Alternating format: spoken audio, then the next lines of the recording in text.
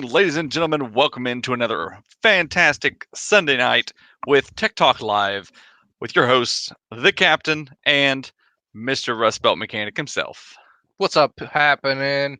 How's everybody doing tonight on this fantastic Sunday evening? Hanging out with some sweet dudes right here with us. Yep. So far, we got a couple people in here. We're going to let everybody else get a few minutes to roll on in. But yeah, we're just tonight. We really don't have so much of a set topic. We're going to kind of do a what I'm going to call a chat with the chat. If you guys have questions, want to know something, want to ask a question of us, we might have the answer, we might not. I don't know. It's up in the air. I mean, I we're may not have all the answers, but I did stay at a Holiday Inn Express last night. yeah, you didn't. You slept on the couch.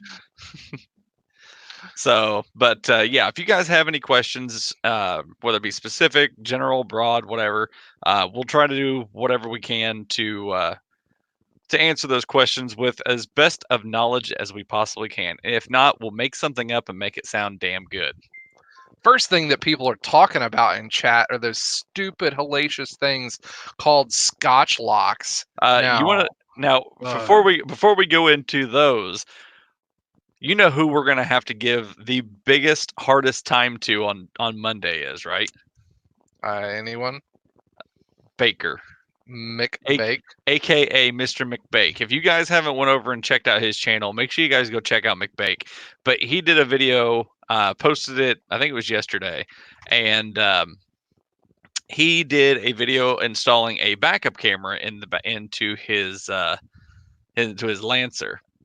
Now, Now, wait. Did he really use a Scotch lock? yes, He is going to be shunned like nobody's business. yeah, he was tying into power and ground for his reverse lights. And what's he do? He gets it in there and he goes king king just like that with a set of Scotch locks. And I called him out on it in the first post. So yeah, we're gonna have to give him some serious shit tomorrow for his use of Scotch locks. I watched the beginning of it. I didn't get into probably 5 minutes of it, and I don't know. One of those things where you just kind of lose interest after you see so many people do install videos like that. Just couldn't help it. Yeah, The if Scotch you get locks are just pure death. I think everybody should not ever be able to use them. And how and why manufacturers think it's okay to throw these Scotch locks into their like official packaging for installation of backup cameras, remote start setups. Who thought mm-hmm. that was a good idea? Remote start? We're gonna throw Scotch locks on it. Has anybody ever lived north of Tennessee and knows like anything about wiring at all? You figure out real quick the Scotch locks don't last more than a year and a half. Yeah. Well, I mean, they've got to be better than what we used to install pastimes with. Because I pulled a pastime out the other day and it had a wire nut on it.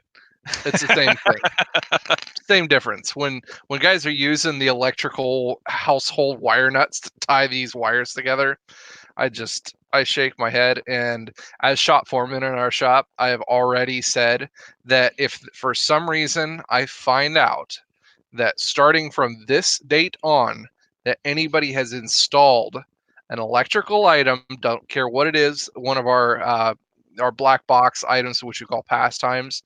If you install that, speaker wiring, I don't care what kind of wiring, trailer wiring, whatever. If I see you using a wire nut or a Scotch lock, you get written up. Either one, doesn't matter.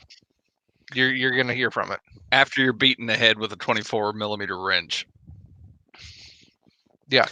Barhorse asks, how do y'all personally fix wiring? I personally solder everything. Most guys in the shop use butt connectors.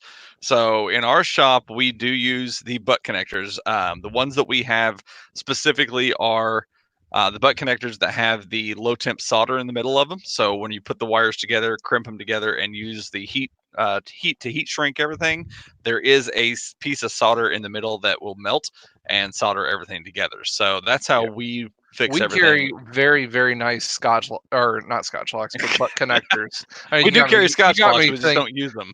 No, I'm gonna be taking those out soon. But anyways, they're very nice ones, and as a matter of fact, they're actually really expensive too. They cost us like 90 cents a piece, and they're really nice. You know, with butt connectors, you put a wire in each side of it, and you crimp it down to hold it in place. You use a flame of some kind, a torch or whatever, to heat up the heat shrink. It seals the heat shrink in on either end, and then there's low temp solder on the inside, so it's held together with heat shrink, the crimp, and low temp solder between all of it, perfectly sealed all together. Not only do we have it in each of the sizes, we also have differentiation in sizes. So it'll go from like the 1618 down to like the 2022, Mhm. or from like the 12, 14, 16 up to the 16, 18. Yeah, where you can change sizes to where you can either have multiple wires going in one end and one coming out the other. We have all kinds of different ones to be able to match up to what we're trying to wire together. Yeah, and just like Nathan said, he uses those butt connectors and never had a problem with them.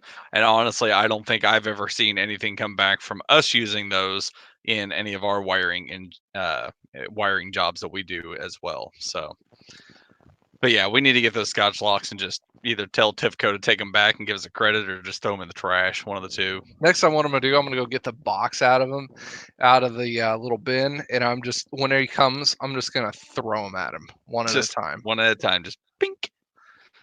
Get you to remember, don't bring these things back. Just we just need to get some electrical tape and just tape over the section there that has the barcode, so you just can't read it and order more. Hmm. Michigan Mechanic says, did a lower intake on my Buick Century 3.1. Everything was going well. Going well. I'm assuming well. Way too. Wow. Everything was going way till well and smooth until I noticed a gas smell and blew a line out. That sucks. Hmm. It's been a long time since I've worked on a 3.1 or anything. The GM 3.1, Mm-hmm. 3.4 model lines. It's been a long time. I remember doing those quite often, to the point where I had to have a tool which you probably don't even know, Captain Ron, the tool to be able to get the push rods out to be able to do the intake seals. Yeah, Not aware the of this the tool. push rods go through the intake gaskets, like in betweenst them. In So, between. yep. So you have to have this little bar tool that you can pry up on the rocker arm and against the spring to be able to pull the push rod out to be able to get the intake gaskets out. That sounds like it's a bunch of stupid. Hmm. Yep, pretty Yeah. much.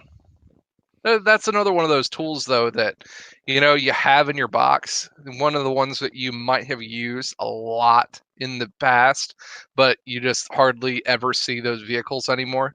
I know you Hmm. really haven't been doing it long enough to to really go through that one, but there's Nope. quite a few handful of tools in my box that I'm like, wow, I've used those a bunch before, but man, I haven't used them in a long time. Everyday Fleet Tech says, I'm working on a loader with an electrical gremlin, sometimes causing it to lock down intermittently. I wonder if that's like or limp mode for most other vehicles, where they get one kind of small amount of you know issue in them in the Hmm. computer, and it goes into limp mode. Yeah, Dick that's Center says possible. we should do a video on some of these different connectors, and that is in the works, my friend. I already got that one planned. Just trying to figure out a contraption for doing one of the other certain tests that I want to be able to do on this one, to be able to figure out how well it seals and how well it holds. So I'm figuring that one out, but that video is very soon in the making. I saw a video the other day that I thought was kind of interesting. It was showing all the different ways that you could tie wiring together. Like, so you'd have your two ends, and it would be like, you take them and you do like this, and you like fold it over, and there's like a certain way that you can bend the wiring and then do a little bead of solder on it. And they were like lifting like 50 pounds with like 12 gauge, or not 12 gauge, but um, like the 18 gauge or something like that, Hmm. just showing the strength of the actual solder point and the tie-in together of it, it was actually kind of interesting. That is kind of neat. Let's see. I just did my first Chrysler Concorde inner tie rod bushing job, and it was easier than I thought. Even beat labor time. Can't beat that. The only thing you have to remember on that one, Nathan, is don't take both of the bolts out at the same time. I know Captain Ron has never gotten to do one of these, one of the LH body inner tie rod bushings. I'm waiting for that day where Ron gets one in, like a Concorde or an LHS or something that says, "Oh, it needs tie rod ends," and you're like, "Oh, tie rods? Okay, that's cake." Uh, Not on an Well, LH body. well, I have also learned, not only from experience but from being told, not to do both sides at one time. Hmm. So if it's something about taking both of those loose at the same time, I'm probably not going to do it anyways. Yep, this one has to do with the actual rack is mounted on the inner body panel right behind the intake manifold, and the rack moves back and forth inside from itself, and the inner bushings are tied together on the back side of it. So if you take both of the bolts out from the inner tie rod bushings at the same time, the inner sleeve and the outer sleeve can actually slip on each other, and getting those holes to line back up is a real pain in the butt. So if anybody's ever doing inner tie rod bushings on an LH body Chrysler, don't take both bolts out at the same time. Mm. Yeah, like I said, I probably wouldn't have to worry about that because I'm not going to do both sides at once on anything. Like I used to when I first started, I used to do that with brakes. I'd be like, all right, we'll just take everything off, go get my stuff, and then put everything back together. And then you forget what you're doing, and you miss steps, or you know, you don't have anything to reference. So I have quickly learned not to take everything apart at once and then try to put things back together. I just go full send on it. Just rip it all apart. It's all bolts, right? Of course, you do. This also includes your 10 years of mechanic know-how as well. That's true. I did, however, have to use a guide the other day because I had a one of the newer Hemis with the e-torque system on it, and the MGU, the motor generator unit, pretty much took a dump, didn't want to do anything. Getting this motor generator unit out was kind of a pain in the butt. They used two different tensioners on each one of these belts to be able to hold tension to it. It was just Hmm. kind of a pain in the butt trying to figure that one out and how to, you know, mid voltage. They work on like 50 volts. So you kind of try to have to not get shocked or killed off of one of those. But Yeah. yeah, it was fun. I actually had to look up some service information on that one.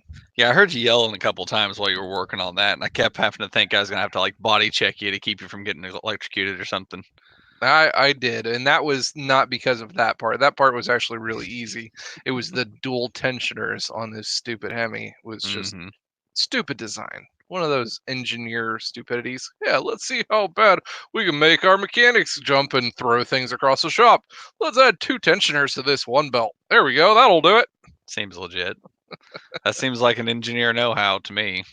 Hmm. Rack that up there with the oil cooler in the valley of a 3.6, and you Speaking of know, Mick Bake, look who's rolling into the chat right now yeah, you're gonna if I'm assuming you're gonna be back tomorrow. We're gonna have to sit down and have a talk about Scotch locks about Scotch locks. on a video. Hmm. We saw that. Everybody's like, run! Yeah, we know.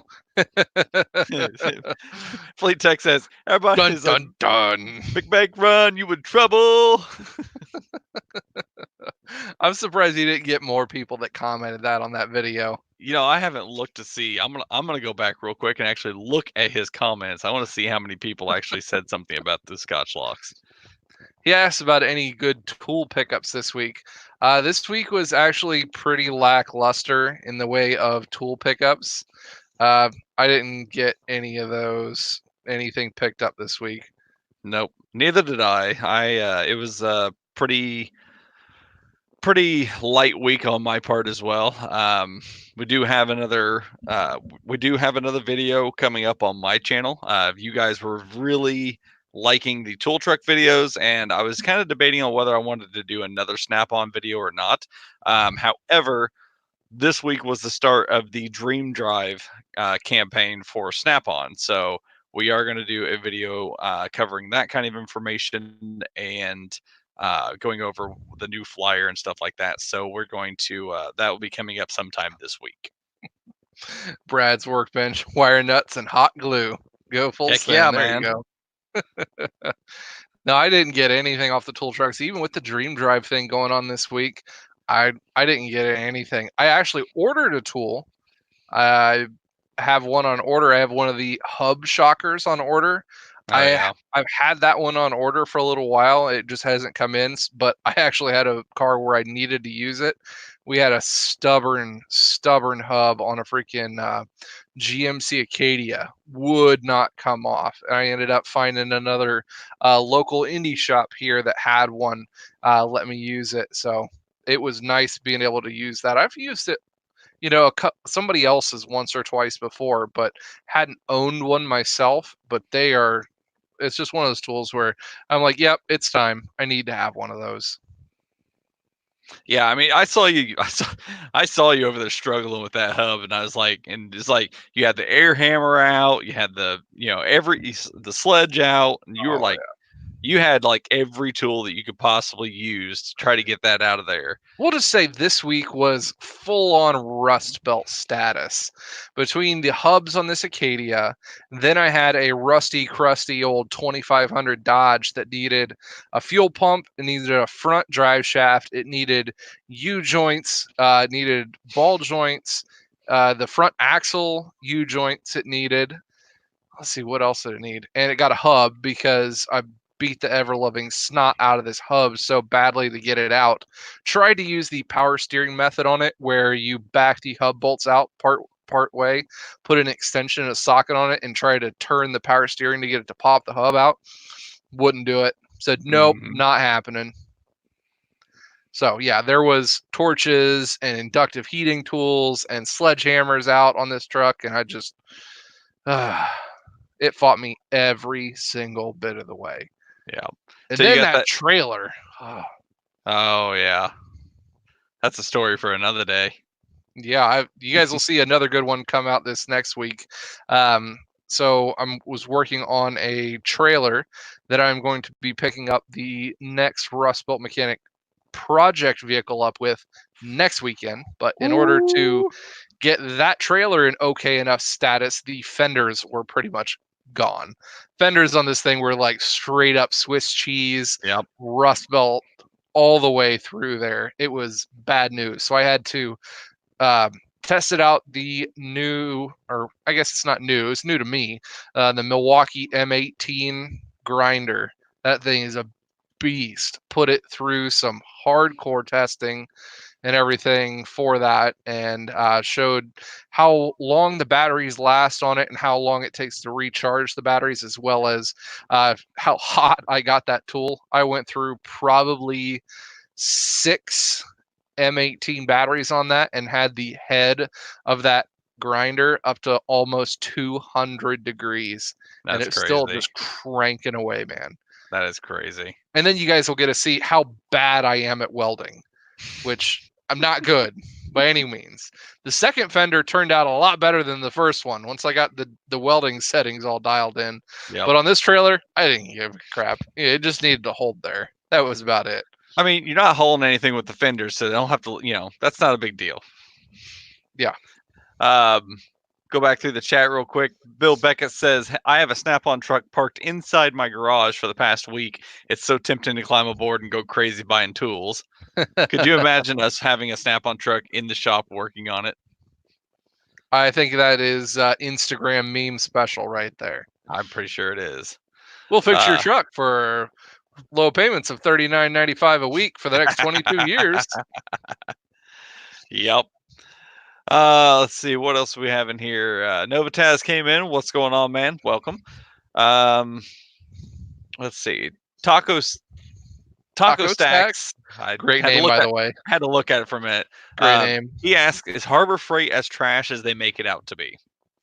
That is very, I guess, in the eye of the beholder to that one. That is exactly the same phrase I was going to say. Yes, it would very much determine on what kind of industry you work in, how often you're using the tools, and under what circumstances you're using them. Hmm. I don't buy Harbor Freight because I've had the worst luck with them.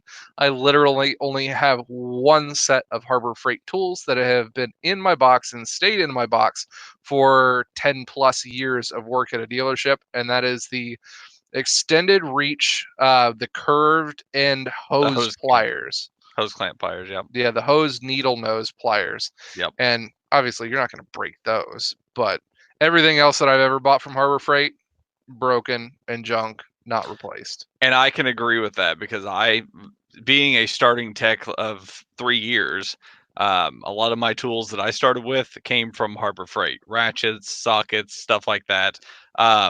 And again, it depends on how often you're going to use them and how much you're going to be abusing them. Yep. I had a set of the Pittsburgh impact sockets for half inch. Those things work great. Never broke any of them. They were all 12 points. That's the only downside to them, but they worked great. But the ratchets, they worked okay. Like unless you get like one of those extendable ratchets, I think Baker had one of those and broke one of those. But I've had one and it worked, but I didn't like the fact that the on-off switch was backwards. So that was the only thing about that. But if you're like, and personally for me, I bought a die grinder Multiple times. multiple times, but took Yeah. back, I should say. First time it worked for about 10 minutes. Second time it failed immediately. And I went back and I told myself I want my money back. So Yeah, like I I said, it just depends on how you're going to use it and then the luck of the draw that you have for them. yeah, You might get a shit tool every once in a while. yeah. I mean, there's like I said, if you're gonna be using stuff at home every once in a while as a DIY weekend warrior, then I would say it'd be worth getting them. But yeah, if you're going to be using them in a everyday mechanic shop type thing, it's good to start with, but you're gonna slowly or quickly, depending on what it is, Yep. find out that you're gonna need to upgrade on some of the stuff. Hunter Skinner said fenders are overrated. No, they're not. Not for what I'm going to be picking up on that trailer. They are very important. I don't want to get things chucked around on my new vehicle. Zach White says, "I got a question. I ordered Toolheads crate, haven't got it yet, and wanted to see where it was." So, those for those of you guys who are subscribed to our Toolheads crate service, um, no frets. We had an issue with getting some of the products for this month's crate. They They came in actually damaged. Yeah, they came in damaged, so we had to get with the manufacturer, have them send us more. They were delayed. They just got sent out Saturday. I will be marking everything shipped tonight, and you'll get tracking numbers for everything. So if you are worried about your Toolheads crate package, don't worry too much. It will be there as soon as it possibly can. But we did have a delay on it this month, so we do apologize for that. And to make up for that one, we also are giving out 2 of the golden wrench tools this month. So not Yes. just one is going out to a lucky subscriber, getting 2 sets out there going to 2 lucky people as well. Yep. So make sure you check your crates. Make sure you look for that golden wrench because if so, you're going to be winning not only a Surge, Milwaukee Surge impact, but you're also going to be winning what was the other one? I forget. No, they're going to 2 different people. Oh, I thought it was, wait, I thought the one person was getting both. No. So I stand corrected. One person is getting a Milwaukee Surge. The other person is getting the other prize, which has now slipped my mind. It's the electrical crimp set from SP Tools, the ones with the interlocking jaws, as well as another set of crimp pliers, a nice set of electrical tools. What he said. Yep. So, if you guys want to get in on the Toolheads crate bandwagon and get some nifty stuff sent to you each and every month, $35.99 a month is what it's going to run you, plus exact shipping. But you'll get a monthly crate, which is sent to your door with T-shirts, swag, tools, coupons, stickers, all kinds of fun stuff each and every month. And like I said, comes straight to your door, and you also have the chance every month to win a potential mega prize in the form of our golden wrench, whatever that might be for that month. So All right, going back up in through a couple of the comments here. Matthew Lade had a really good question. Going to be starting out as a diesel tech in Southern Ontario, adding to his tool collection. What's a good size starter box from your experience? So personally, my first starter toolbox was a 56-inch Snap-on Classic Series. That was my first toolbox. I forget how big mine was. Well, mine was I forget how big was mine. I am like horrible on memorizing stuff. So, if you guys want to check out my first toolbox, you guys can go way, way, way, way back on Rust Belt's channel, and you guys can see my first toolbox that I got from school. I'm pretty sure it was like a 50. What was it? That was a 54? 54. A 54-inch. Yeah. Yep. Master Series Dick toolbox. Skinner says, I'm taking a break from buying tools this week. Don't worry, Dick. I'll send you a tool so you don't have that, that feel of That I have to have withdrawal. tools. The Don't withdrawals. don't go through the tool withdrawal. Yep. McBake chiming in with the Home Depot 80-inch Husky box for $1,000. Yep. Won't lie, his toolbox is pretty complete. It is a nice setup for a starter box. I will definitely give props to that one. Nathan Colmel said, did anybody else watch Barrett Jackson where they sold the first mid-engine Corvette? I had about 7 people message me and ask if I was watching the Barrett Jackson the other day, and I was not. We were doing family stuff, and I was actually at the other dealership that I'm getting the new vehicle from next weekend, finishing all the paperwork and stuff for it. So I was not watching it, but I did see clips from it, and it was crazy that it went for like $3 million. You know, it's funny. My mom even asked me if I was watching Barrett Jackson this weekend. I'm like, no, not really. I was like, we don't really, tune in for that kind of stuff. I mean, we probably should from now on. I mean, it'd make for good conversation starters in here. But speaking Mhm. of Corvettes, we'll just go ahead and segue into this. Did you guys see the news article about the 2 GM employees that got caught racing Corvettes? I would probably be one of those guys. If You I was probably in that would. position, it would be very, very hard not to do that. I'm pretty sure that one of them was at like 100 mile an hour. Well, technically there was 3 guys that had Corvettes. 2 of them were doing in excess of 100 miles an hour in those Corvettes. One of them I Those think new topped out C8s. at one of them topped out like 120 miles an hour. The other one was like 100, and the other guy was like, "I'm just driving one." Yep. I mean, it can't be that hard to hit that speed in those Corvettes. I know No, I've driven Hellcats all the time. We've got a red eye on the lot right now, and 100 miles an hour in those things, man, that's like 0 to 100 and a whole lot of nothing. It's not that much at all to do that. 50K red eye. Yeah, no. Guy's trying to push me into vehicles. Gosh, so bad. But I would enjoy it. Well, speaking of our channels and milestones, I guess we can say, you just hit your next milestone, did you not? I did just a couple hours ago hit 31,000 subscribers. So a big thank you to all the subscribers and everything for continuing support on the channel. I really do appreciate it. We're climbing quite quickly, and we're having a good time doing it. Come out with some great content for it. Yep. And while we're giving out thank yous, I'm going to give out thank yous to everybody on my channel because I just hit 1,900 views, little over 1,900 views actually. So big thank you to everybody who has subscribed to me as well. Neither Rust Belt or myself couldn't be doing any of this if it wasn't for you guys. So we definitely like and enjoy making content for you guys. And enjoy the automotive community that YouTube has. So again, big thank you to you guys for believing in us, I guess, for lack of better terms, and enjoying the kind of stuff that we put out. So hopefully you guys will enjoy this stuff we got coming in the future. And who's in here 24 people watching and only 8 thumbs up. Come on, dudes. Let's get Captain Ron some more thumbs up for the video. Rack them up. Hit the likes. You know what I'm not looking forward to? What are you not looking forward to? Monday morning. I thought you I were don't gonna know. say all. I thought you were gonna say all the snow that's coming down outside. No, there's not really that much. And this week is actually supposed to warm up as the week goes on, which is perfect because by the time it gets to this next Saturday, it's supposed to be like 43 degrees and pretty decent outside, Man, which would be that's like really shorts nice. weather.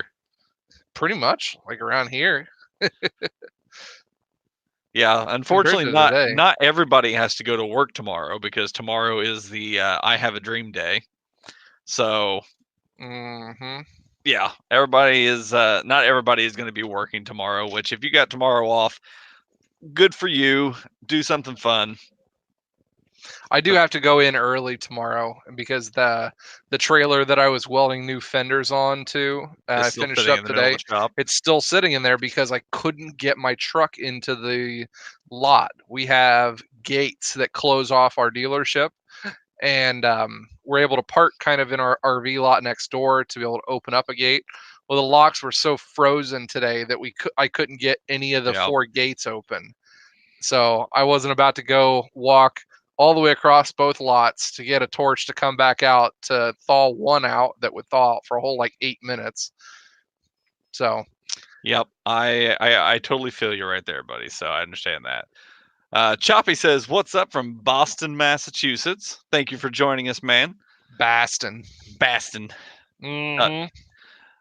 so, what was this? What was I gonna say as well? I was just thinking of something, and I I don't just know, it probably something boring. just It's all right. probably it Don't worry probably about it. was. Um, No, this yeah, week's gonna be a fun one. We've got engine jobs all across the shop this next week to be able to throw into the loop.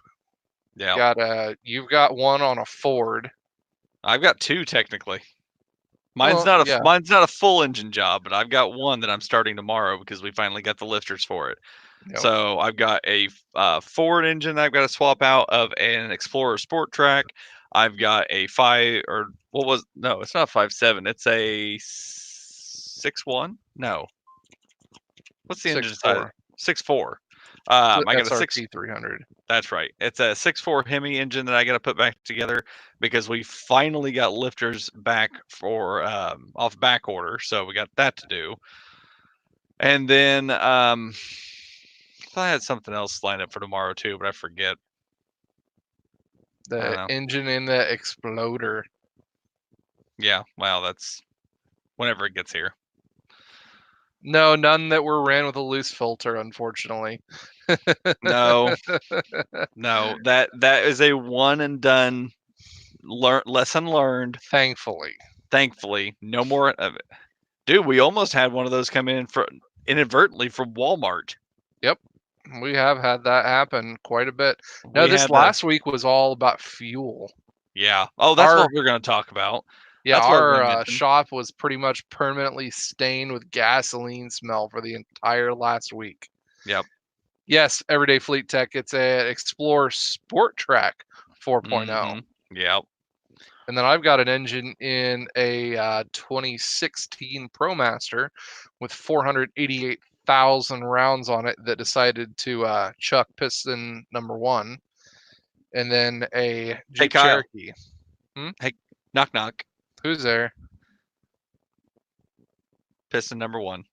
There it goes. Yep. Yeah. But yeah, we also had a local filling station here in Ohio in our town that for whatever reason had a bunch of water in their main tank, and we had a bunch of people coming in with no starts, poor running performance, check engine lights, Bad everything. enough to where they had probably 70% water in their tanks. Yeah, It was a lot of water, not just like a little bit, like 5-10%. No, it was like 60-70% water. It was way bad. And our freaking the office workers who are up front in the dealership. Our dealership's not well sealed off between all the different sections, so it's kind of an open concept between all this stuff.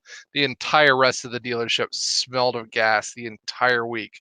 Every probably 30 minutes or so, we get people coming up back to the shop like, wow, are you guys done messing with gasoline yet? We're all getting We're like, headaches. I'm like, we're working on it. nope. You want to come switch us? Maybe it'll go faster. No, or what's done is done. Get over it. Yeah, I think we had at least 3 or 4 vehicles come in with this issue, and the only solution for it is drain the tank and fill with new gas, Yep, pretty much. and hope and pray that your fuel pump isn't screwed. Yep, I had put one of those in too. So yeah, and I'm sure we'll have more fallout from that because I've been following on a local Facebook page, and there's a lot of people. Like somebody had a 2019 Lexus, that they had to have that done on their vehicle because they went to that fueling station. Had a 2018 Renegade. What was yours? So that other one was the Dodge Ram that I had in there, and then there was also a Wrangler, Yep, 16 Wrangler in there too. yep. So there's been a lot of people affected by it. So that's been the most of our last week. Mm-hmm. Other than doing some testing on some sweet tools this last week, that was fun. I did a whole lot of testing. I know you guys saw the videos for the mid torque impacts. I put that one out on Friday, and for the last couple weeks, we've been racking through all these mid torque half-inch impacts, and it was a lot of fun being able to work with those. I think this next week I'm going to hand some of them off to Ron to see what he thinks about them. I'll be happy to do so. Zach White says, "Hey, have you guys heard about the electric Jeep yet? My dealership is about to get them. That's what my boss said, and he said they are coming fast to the lot." They've been on order for quite some time now, and I'm surprised that we haven't seen them yet. It's Hmm. been one of those vehicles where, like, oh yeah, it'll be there Q3 of 2019. We had to push it back. It'll be there Q4. We'll see these about mid Q1 now. Yeah. Well, I'll believe it when I see one. It's one of those things. Yeah. You know, the other thing we've been messing with a lot this week, or at least I have been touchscreens and Uconnect issues. Radios. We always have a good God, rash of radio issues, especially it's when the like, cold weather hits.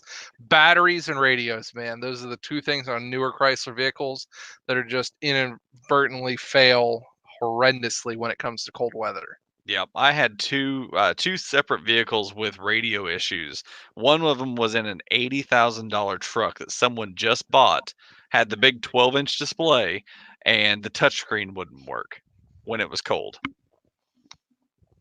Hmm. If you turn the heat on full blast and let it run 20 minutes, go back out there and try it, it works.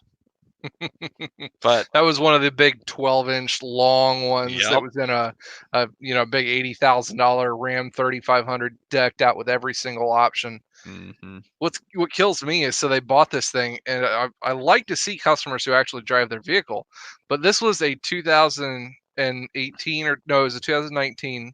It's the new body style Ram, hmm, and it already had 26,000 miles on it. yeah, Yeah, that's a lot of driving. yeah. And the bad part is that we talked with our star people who we get information from when we have problems with something we can't figure out, and their response was, see how quick you can get a screen replacement. So I go over to parts, there's nothing No available go. at all. Because Chrysler parts, they're all on intergalactic back order. Yep. So I turn around and tell Star, I'm like, hey, we can't get them. Okay, wait for a software update that's going to come out in Q4 of 2019. Already past that. Wait a minute. When? Hmm. So yeah, had to give it back to the customer. Customer wasn't happy about that, and he was like, I need to talk to somebody higher up. But he was cool with us because it's not our fault. We can't fix it. I mean, Yeah. It is what it That's is. especially when a customer does that much driving, they got to have that radio on for them. Yep. Novotaz says he was putting 30K a year on the Kia Soul. Yeah, I can see that one. Now the crazy part is the ProMaster that I'm doing the engine job on. That one is a 2017, and it has 488,000 miles on it.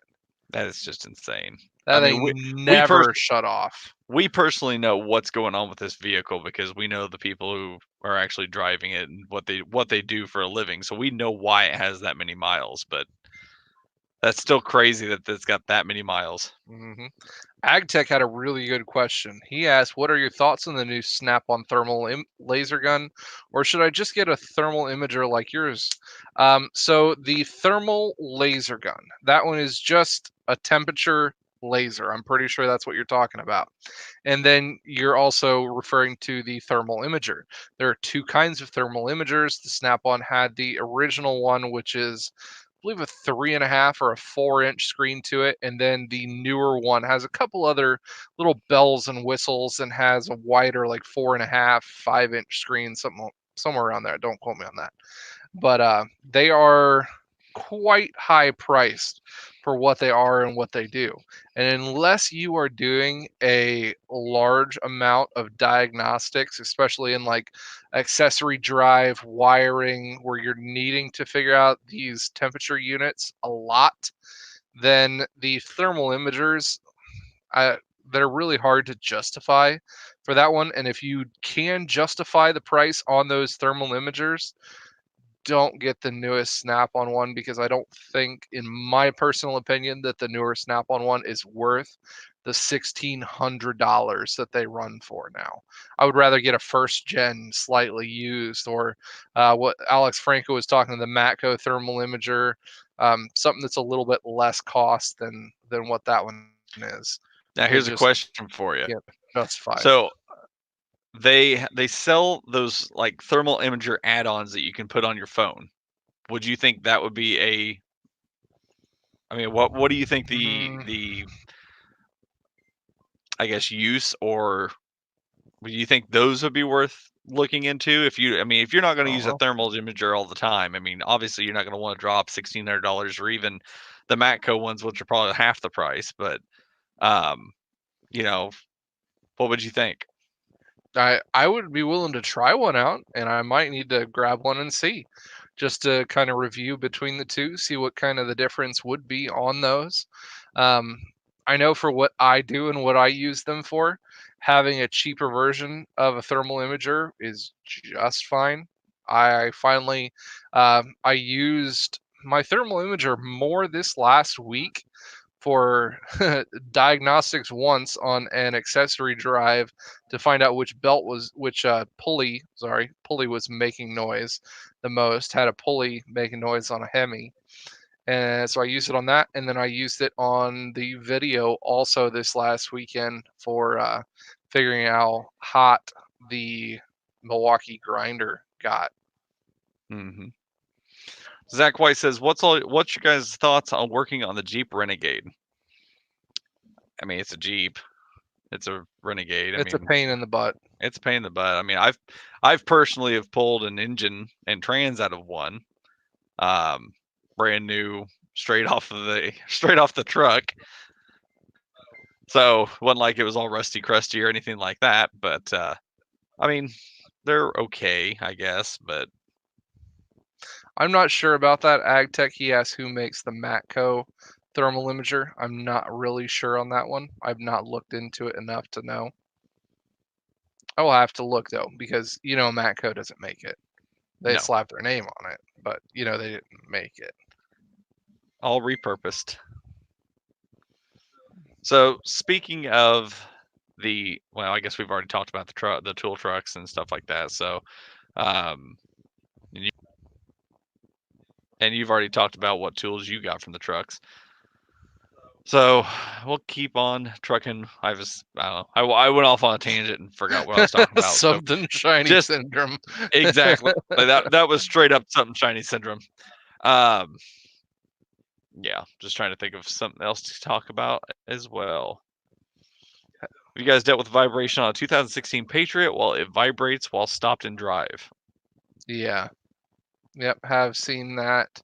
I don't remember if it was on a Patriot or a Cherokee, but a lot of the newer 2.4s, people have complained about vibrations when in idle, and it's a programming issue. They do have updates available for that as an RRT, I think, is what I remember on them. We had two customers come in with the same within the same week complaining about the exact same thing, and you literally just did a reflash of the PCM, changed the something to do with the idle pulse width, and fixed it. Mark asked why I pulled a motor and trans out of a brand new one. The reason was is that it came off the truck with a bad transmission, and to get that trans off of the engine, you have to pull the entire engine and trans out as one assembly, and then you can disconnect the trans off of it, put the new trans back on, and put it back in.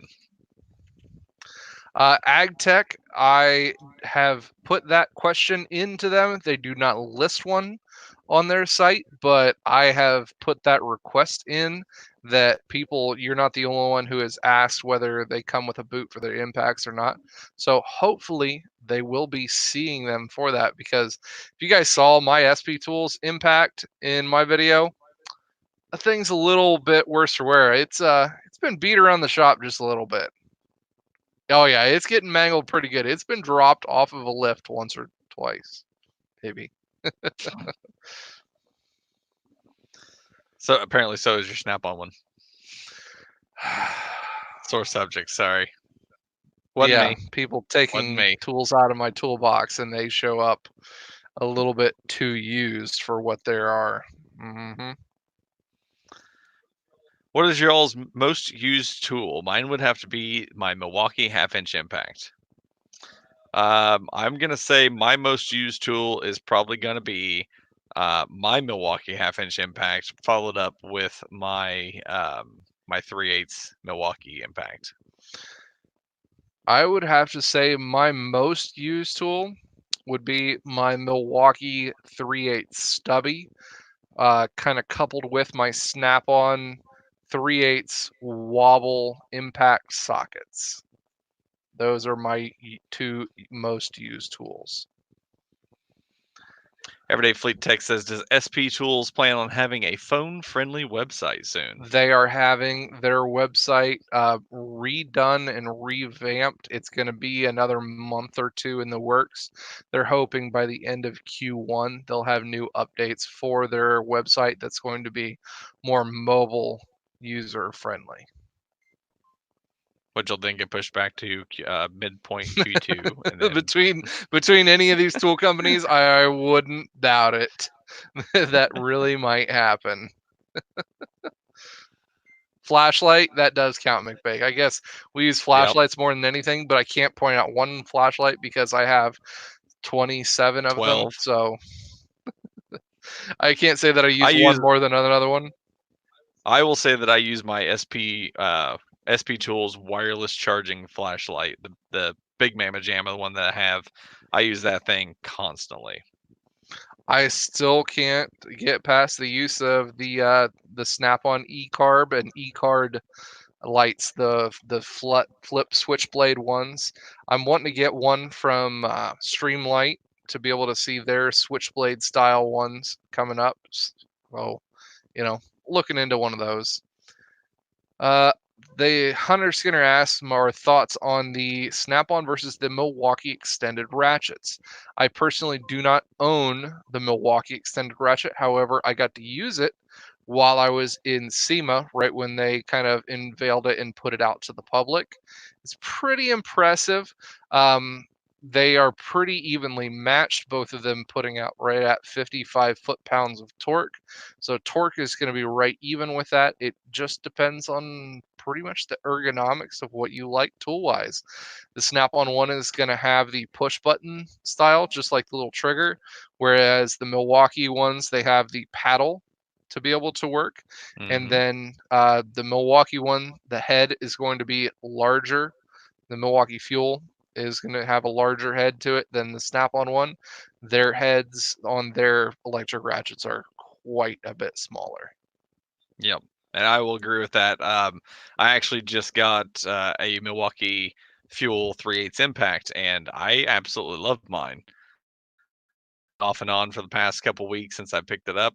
Um, but I will be doing. I'm going to be doing a video coming up pretty soon over uh, some of the Milwaukee tools that I have, and we'll probably be comparing them to some of the Snap-on tools, just to give you guys kind of a differentiating opinion on which one would work in what circumstances. The Brute. You need the Brute. Yeah, I've looked at the Brute. I've looked at the Brute for a long time, and I've used yours a couple times, and I I like it. I like it a lot. I just don't like the price tag. that Hey, that's a big point. When it comes down to it, it really does. Alex Franco asked, talking electric ratchets, what are your thoughts on the Makita 3/8 and 1/4 inch? Have not used any Makita tools when it comes to ratchets. I've used a couple I of have their not. hex bit drivers, but that was about the extent of use from Makita. They're not really that big around here. Like, you really have to look for them. I want to say, doesn't Lowe's sell them primarily? Our Home Depot doesn't really carry them Mm-mm. either. Yeah, that's a good question from Everyday Fleet Tech. Yep. Do you guys use carts or your big box more? Personally, right now, I use my big box more than I use anything because my cart is currently filled with Hemi parts, waiting on the car to come back in for me to put it back together. However, depending on the job, depends on whether or not I'm going to be back and forth to my box or if I'm going to be lugging or wheeling a cart around. But I would say 9 times out of 10, like if I'm doing brake jobs or something like that, or I need to keep a bunch of tools close by, definitely I'm gonna have a cart with me. I would say about the same. My big toolbox is my storage vessel. That's where all the tools kind of go into and are recollected every so often, or where they are stored. And then for each individual job, I usually have a good idea of what I really like or what I need to use for that job. And to cut down the travel time between toolbox and vehicle too often, I will load up my cart with just about everything I need. Like, my cart already has my half-inch sockets, my one of my half-inch mid-torque impacts, the little extensions, 3/8 impact, and my 3/8 impact swivel set of sockets. So those are my most used tools pretty much on any and every single vehicle. So I'll just throw whatever else in the cart at that time to be able to add on to it. Plus, my cart already has all of my pry bars already stored down inside of it. Some pry bars, hammers, and my torque wrenches are also in the front drawer of my cart. So primarily I work a lot out of my cart, but it just depends each job. Then I'll have to go back to my toolbox, unload what I don't need, and reload it up with what I'm doing for that vehicle. I'm gonna circle back around to the most used tool. Okay. That's gonna be this one right here. Mini pry bar. Pocket pry bar. Hmm. I just so happen to have this sitting on my desk, and I was like, "Oh wait, this is the one thing I use all the time." Now, Everyday Fleet Tech, my cart, depending on the job, is not big enough to have everything that I want or need. Plus, the drawers that are in my cart, they've got my torque wrenches in the one drawer, and then I've got a lot of my miscellaneous things that I would need for a lot of the other jobs, from butt connectors, Christmas tree clips, zip ties, RTV, sealer, any of those little hardware items also. That's what I keep in the drawers of my tool cart. So whatever I can fit in the top is for that individual job. And the tools, they change so much from job to job. Like for when I'm doing suspension work, I've got hammers, chisels, air impact, and everything out. And then I go across the shop, and then I've got a valve body to do on a truck. So I've got all kinds of the smaller torque wrenches, the 1/4 inch stuff coming out. So lots of difference. AgTech says you keep Scotch locks in there too. No, you will not find a Scotch lock in any other place around my toolbox aside from file 13, aka the trash can. Yep. All right. Well, we're hitting about 55 minutes now with the show this evening, so we're gonna go ahead and move into what's coming up this week. Kyle. I've got lots of cool stuff coming up this week. I've got first video that you guys are going to hit is one that I did from this weekend uh, with the trailer and doing a review on the Milwaukee M18 grinder, getting a look at that one and me abusing the crap out of it, running it up way hot and running through like 6 different batteries, putting some new fenders on a tandem axle trailer, and then you guys get to see how crappy my welding job is. So that'll be that one, and that's getting the trailer ready. I'll have probably one other tool video out for the end of the week because then this next weekend I am picking up the new project vehicle for the channel on Saturday. Kind of Uh, disappointed I'm not going with yeah, you. I mean, uh, it'll come back to the house here. I know. You need a camera crew though. We're gonna be having all kinds of fun stuff there. All kinds of fun stuff with that vehicle. It's gonna be a good time for a while on the channel. Oh, I'm sure it will be. It's gonna be awesome. As for my channel this week, like I said at the beginning of the show, I've got a tool truck video coming out for you guys, another Snap-on truck video talking about the Dream Drive campaign that they are getting ready to start up. So we're going to go over that, plus the new flyer that has come out for, I believe it's the 100-year anniversary Snap-on stuff. So we'll be taking a look at that and see what all that has in it. And then we're going to work on another video sometime later this week if I can get around to it. Maybe a Milwaukee video, maybe about something else. I don't know. We'll see how that goes. Milwaukee. Milwaukee. So make sure though that if you guys don't have a chance to catch this, or if you missed some of it and you want to listen to us any other time, you guys can check us out on your favorite podcast aggregate feed accumulator program Thing. doohickey.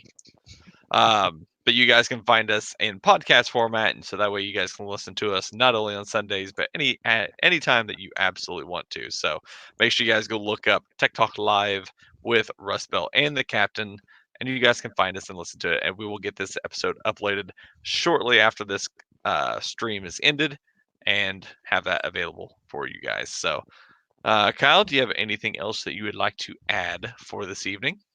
Nope. Just make sure. Also, wanted to remind guys that I am going to be continuing the flat rate service line of videos. If you guys have not already, please go back. I believe it's 2 or 3 videos ago where I put out a video on different views and variations of flat rate versus hourly service, and I'm wanting more input from guys on their situations of flat rate or hourly service. We're getting a huge list of input Huge. together. It is huge. It's Absolutely huge. huge. Yep. So make sure, if you guys haven't already, go check that video out, and please fill out the questionnaire that is attached into the description of that one. No names, no emails, nothing stupid like that one. Please go and fill out that one so I get some really good information for you guys for some more awesome content coming up in the next couple of weeks. Let's make flat rate great again. Or not. Or not. Dead again.